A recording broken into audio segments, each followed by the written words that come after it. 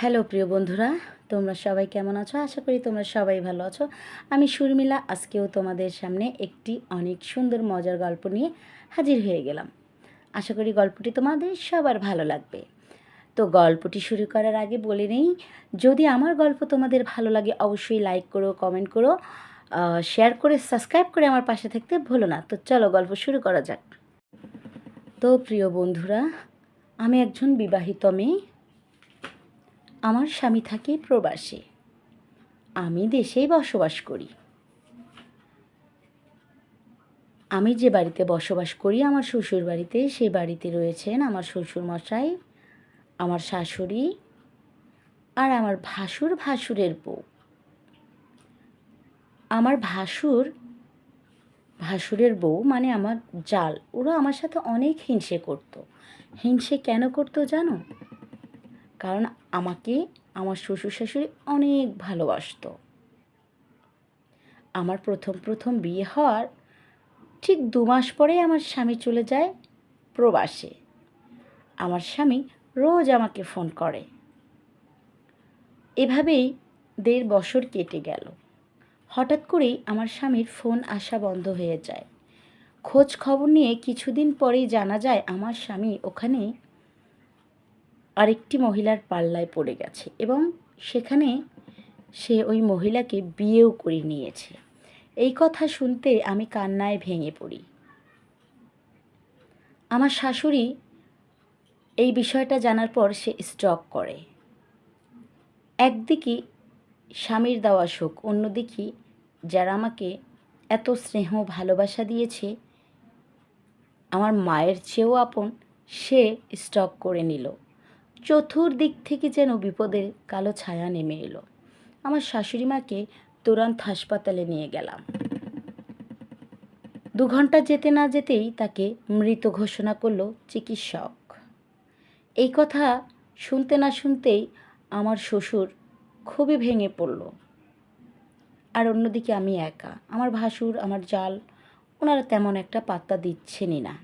কারণ ওই যে তাদের অপরাধ, আমাকে খুবই ভালোবাসে। যাক, আমরা লাশ নিয়ে বাড়িতে চলে এলাম। এসে তার শেষ কাজ সম্পূর্ণ করলাম। এভাবেই কেটে গেল আরও 6 মাস।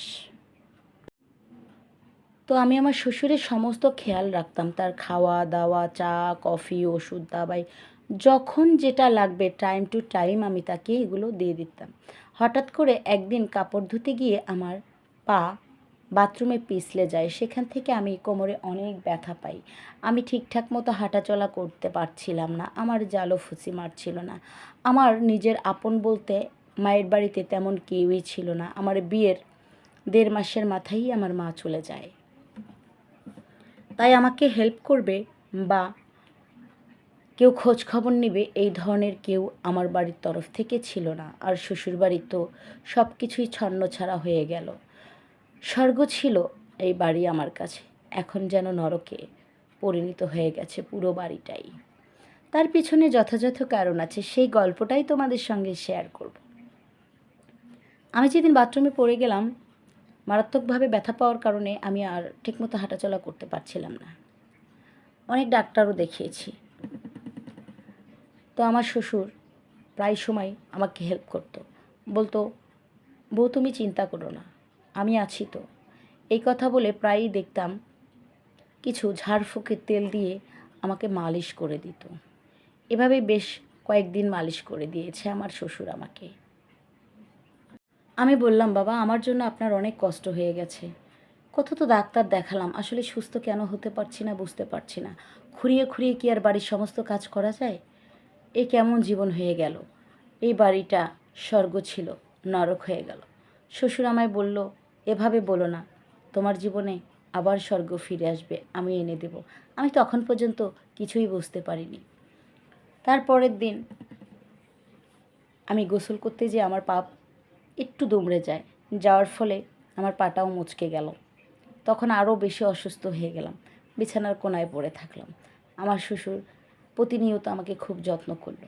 ওই তেলটা দিয়েই আমার শ্বশুর আমাকে মাসাজ করতে থাকে। প্রতিদিনে মাসাজ করতে থাকে, স্বাভাবিকভাবেই করে। খুবই ভালো লাগে এতে আমার। মাসাজের পর সে আমাকে মেডিসিন দিয়ে দেয়, আমি মেডিসিন খেয়ে নেই। এভাবেই বেশ কিছুদিন কেটে গেল। যাওয়ার পর হঠাৎ একদিন আমার শ্বশুর আমাকে ম্যাসাজ করতে যেয়ে দেখছি জায়গায় বেজায়গায় ম্যাসাজ করছে। তাতে করে আমার একটু আনইজি লাগলেও খুব ভালো লাগছিল। আমি চুপচাপ করেই না বোঝার ভান করে সব কিছু উপভোগ করছিলাম। তো দেখলাম আমার শ্বশুর ধীরে ধীরে বিষয়টা আরও বড় করতে থাকে। আমিও চুপচাপ সব কিছু ব্যাস শুধু উপভোগ করতে থাকি। সেদিনও এভাবেই চলে গেল। যাওয়ার পর পরের দিন আমার শ্বশুর তেলের বদলে মধু নিয়েছে। আমার শরীরে মধু ঢেলে আমায় ম্যাসাজ করছিল। আমার যেন খুবই অদ্ভুত লাগছিল। দেখলাম সে ম্যাসাজ করতে করতে করতে করতে আমার খুব কাছে চলে আসলো। আমিও আর নিজেকে বাধা দিতে পারলাম না, উন্মুক্ত করে দিলাম সব কিছু। অমনি আমার শ্বশুর আমার উপরে ক্ষুধার্ত মানুষ অনেক দিন যাবৎ না খেয়ে থাকলে যেরকম ক্ষুধায় পাগল হয়ে যায়, পাগলের মতো করে আমার উপর ঝাঁপিয়ে পড়ল। তারপর আমিও তার ডাকে সাড়া দিয়ে তাকে সব কিছু উজাড় করে দিলাম। এভাবেই বেশ কিছুদিন চলে গেল আমাদের ভিতর। যেতে যেতেই হঠাৎ করে আরেকদিন আমরা খুব অন্তরঙ্গ অবস্থায় থাকি, কিন্তু কে জানতো আমার এই জাল আমাদের জাজুজি করছে। সে বিষয়টা দেখে নেয়। দেখে নেওয়ার পরে এটা নিয়ে বাড়িতে খুব হইচই করে। তখন আমার শ্বশুর বলে যে ওকে আমি এই বাড়িতে এনেছি, কিন্তু ওর জীবনে ও যাহা কিছু রিজার্ভ করতো সেটা থেকে ও বঞ্চিত হয়েছে। ওকে আমি ওর জীবনে সব কিছু ফিরিয়ে দিতে চাই। এই বলে তার ছেলেকে ত্যায্যপুত্র করলো ও। তার সঙ্গে আমার ডিভোর্স হয়ে যেয়ে আমার শ্বশুর আমাকে তার সয় সম্পত্তি সব কিছুই লিখে দেয়।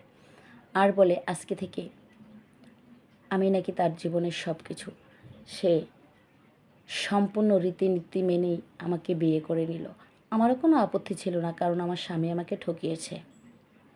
সে আমার মতো একজন স্ত্রী রেখে প্রবাসে যেয়ে বিয়ে করে তার জীবনটাকে সুখে শান্তিতে রেখেছে, অথচ আমি এখানে প্রতি সেকেন্ডে সেকেন্ডে মরছি।